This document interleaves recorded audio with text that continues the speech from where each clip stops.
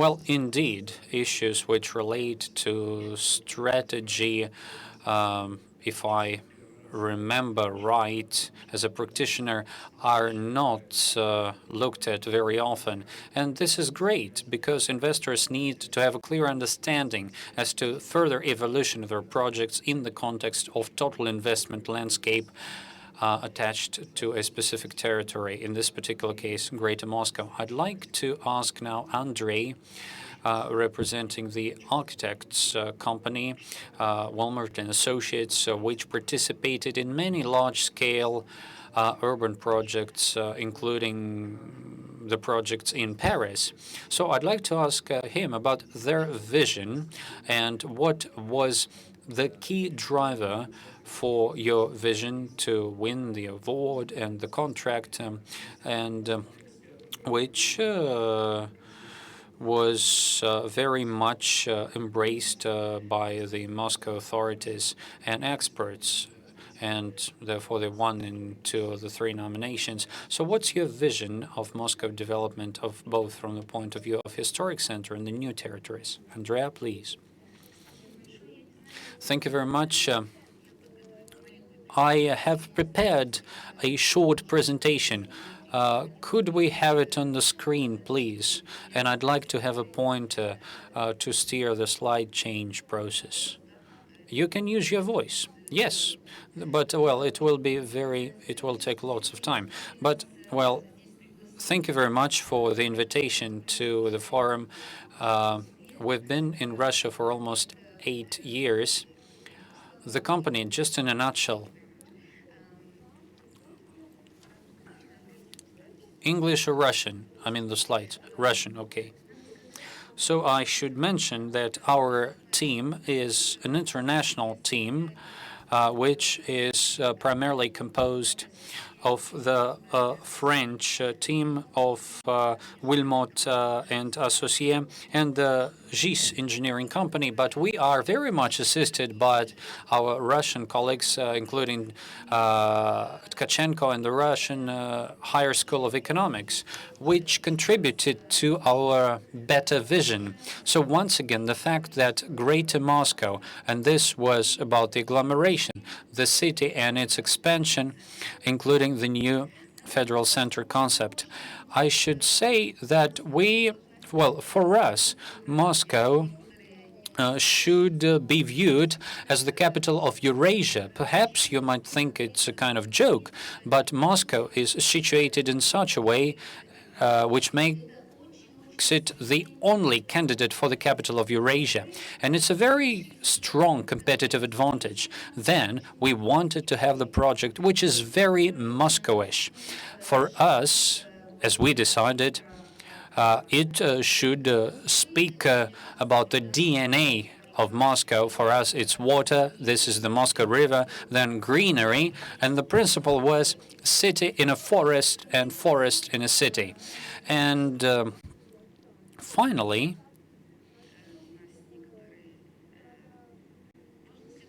can we have the next slide, please? So today we should necessarily speak in terms of agglomeration. As the deputy mayor put it, it is impossible to look at the project without viewing it in a global context. And now what we have is one centrality in the agglomeration. But what we would like to see, can we go next?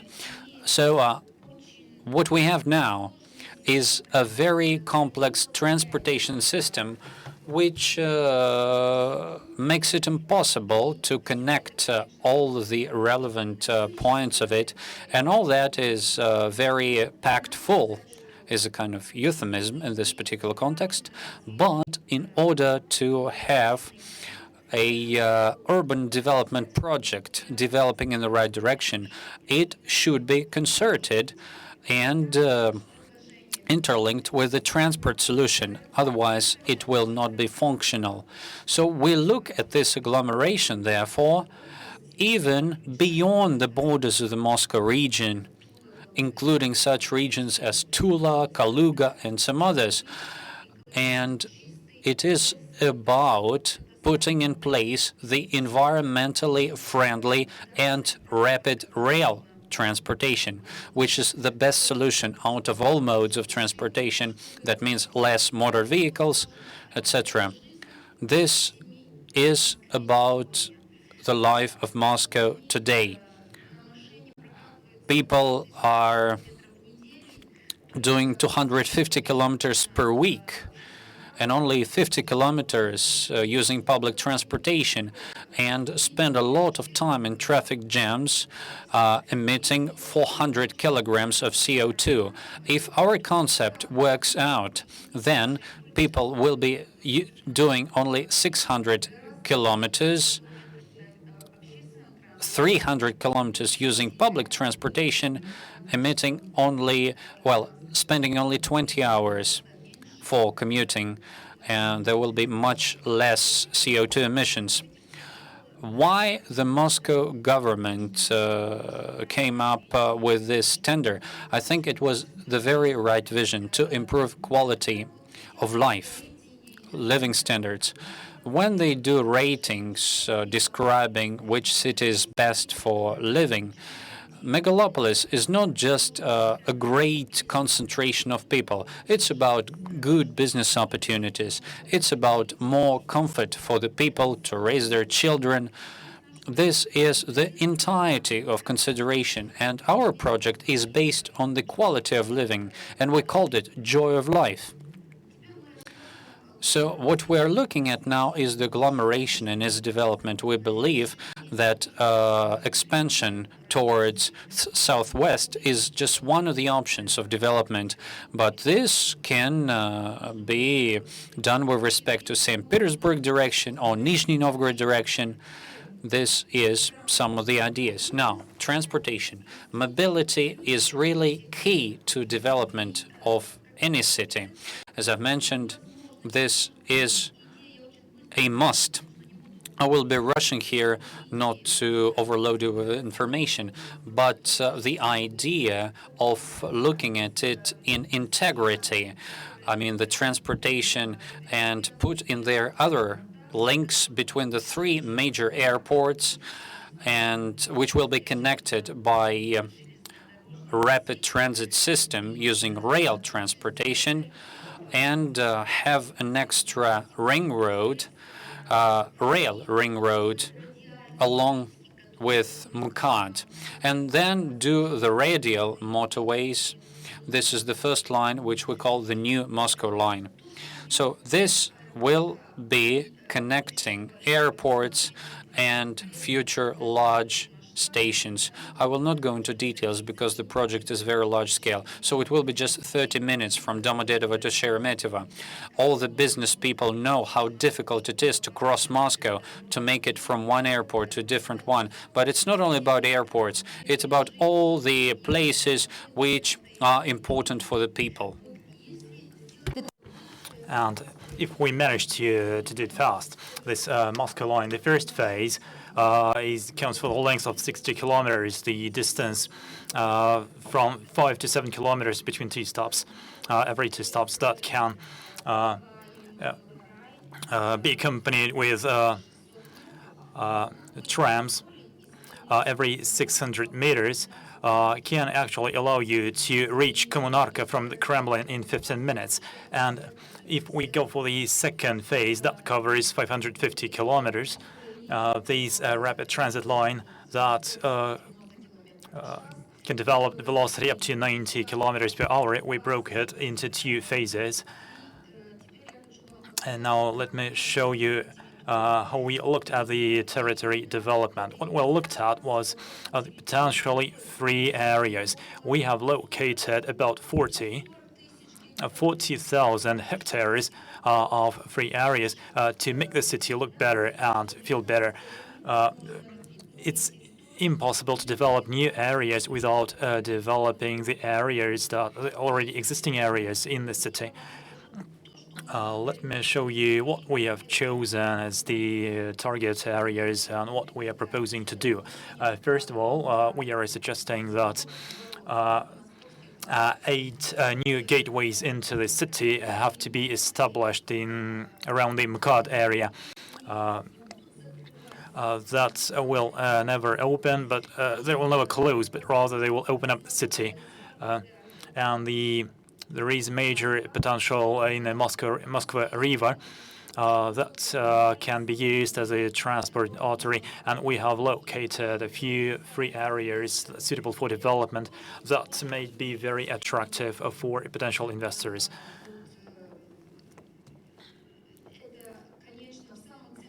Oh, this is the very center of the city, and of course, you can see places like the former site of Россия Hotel.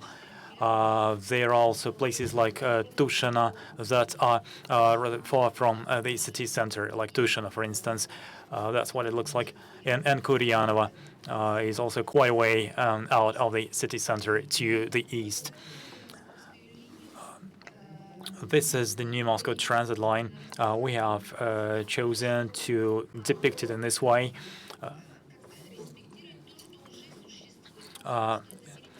It's complementary to what already exists. So we need to know that this area is not completely free, and there is a lot of construction that have been going on lately, and there are certain limitations, which means that we need to focus on it very carefully. This is what the the development pattern looks like for different elements of the city. This is the existing underground tube situation. That's what it should look like tomorrow. In our view, this is the new line that can potentially accommodate 1 million passengers per day. And that you can see here how much investment that will require. And if that is built, then you can cover 10 kilometers in just 5 minutes. Logistics, of course, is a very important element. We are proposing to establish 2 major logistical base points in Kalushskaya region and around Chirikov, which can be used for transportation purposes. This is a work of a young artist, Bodenkov, that's titled "Joy of Life." It's very green. The traffic is green. It's not very densely populated, and the building pattern is not very tight. And again, you can see water here. It's about the water. It's about forests, and what we have titled the Moscow brick. We have picked one of the areas of Moscow as an example, which is a very interesting example. It's located in the very center of Moscow, and we looked into what is happening at the very center of Moscow. This is just a regular neighborhood, 300 by 200 meters, and the green plants here account for almost half of the area.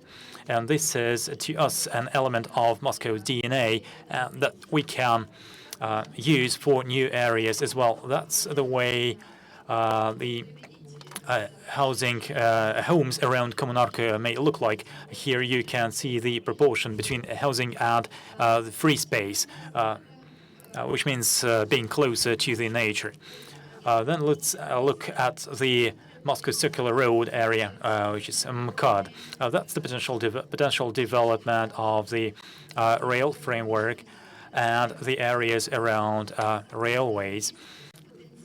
There is a potential for 220,000 hectares of development around Komsomolskaya Square, the place where the 3 railway stations are located. That's what it looked like. The buildings are not very high, as you can see. It's a very reasonable pattern.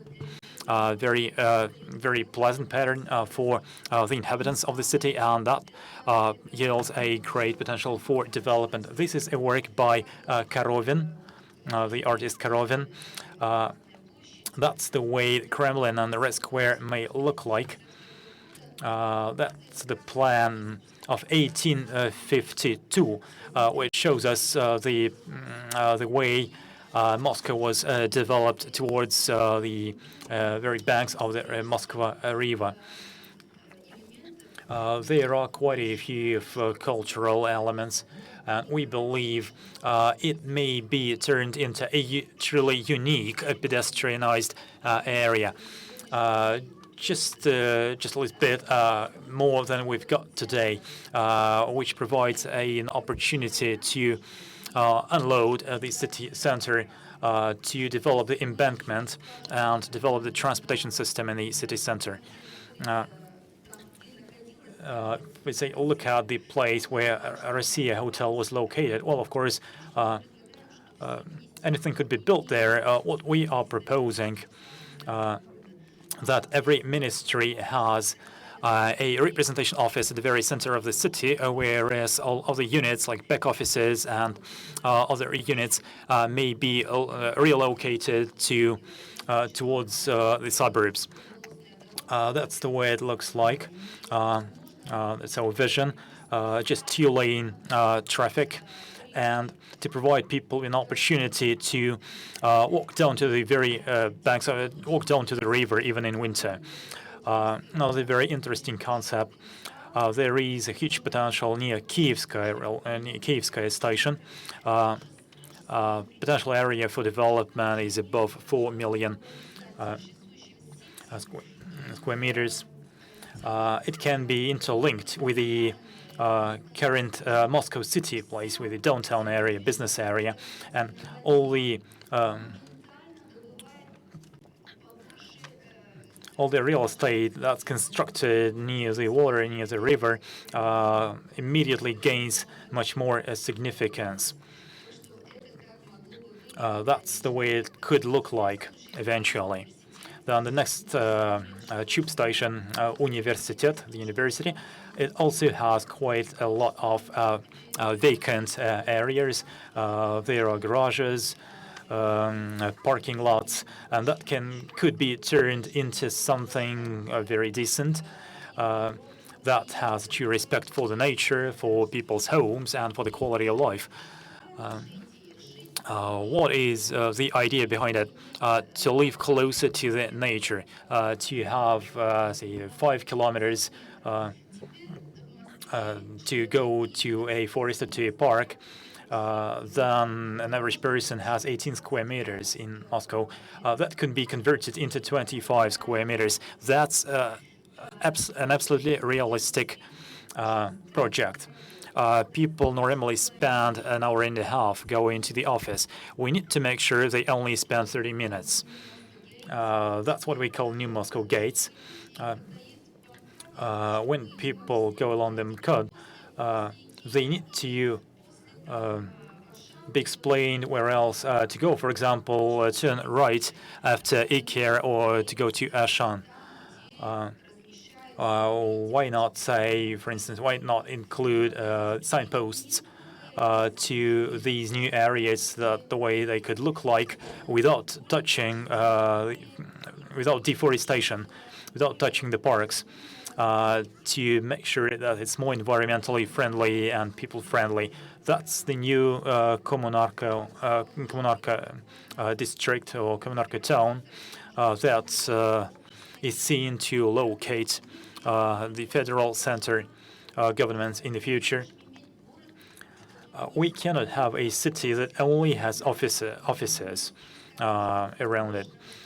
We need to make sure that it's mixed to largest extent possible. Make sure there are clinics, that there are hospitals, there are schools. We need to make sure that all the services are available to citizens. Then even more people can relocate than we actually believe there can be. Also, what we are suggesting, the construction should be the lower. That's what it looks like. You can see that the houses are not so tall as there is a popular side of Moscow now. And again, we need to make sure it can be turned into a cultural center. We need to make sure there are cultural institutions, that there are sports facilities. That's where you can see the list of certain areas and the number of square meters that are potentially available for development. To summarize, there is a development opportunity for 80 million square meters to create 1,750,000 new jobs, and to have 2.5 million people relocated. These are not new city city inhabitants. These are just people relocated from other areas. That's what we put here. 1147, the year when Moscow was established, and 2047, it's the year when we believe this project could be completed. Thank you very much.